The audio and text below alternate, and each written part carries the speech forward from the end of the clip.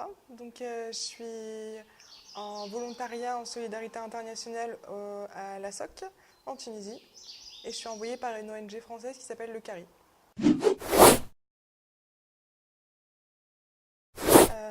Le volontariat, c'est avant tout un engagement personnel qui permet de s'investir au sein d'une association ou d'une cause afin de mener des activités et d'avoir un impact sur notre société, sur notre environnement, etc.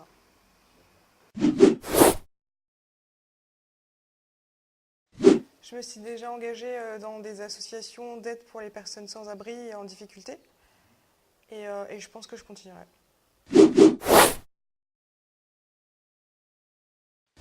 Alors du coup, moi je suis en volontariat en solidarité internationale. Je suis là en soutien aux activités de la SOC en ce qui concerne le RADO, qui est le réseau associatif de développement durable des Oasis. Donc je suis là pour aider le coordinateur national à mener les activités et en parallèle à aider toutes les activités de la SOC à les mener à bien et à proposer des idées. Ainsi que je suis en charge de la communication du RADO en Tunisie.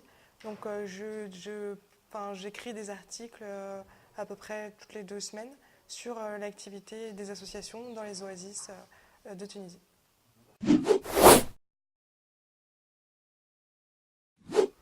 Alors pour moi, les associations font principalement un travail sur leur territoire.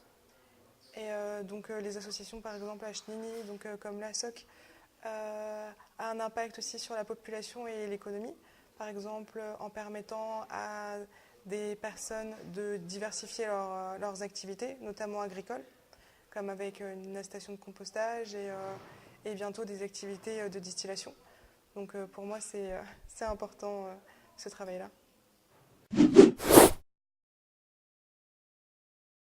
Pour moi, les changements climatiques, c'est les impacts que vont avoir différents changements, tels qu'une augmentation de la température, l'augmentation de la température, une augmentation de la pluviométrie et des bouleversements hyper importants qui arrivent un peu aux 4 coins du monde et qui pourront à long terme avoir des effets très très très négatifs sur nous et nos sociétés et notamment sur l'agriculture.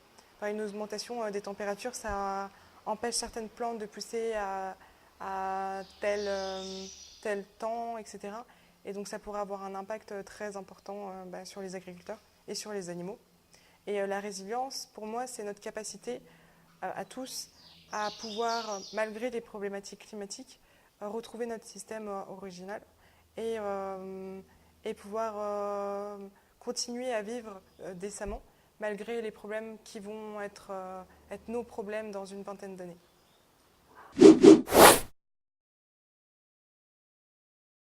Pour moi, les solutions pour atteindre la résilience, c'est avant tout de travailler ensemble à ces problématiques-là, de continuer à avoir une cohésion de groupe et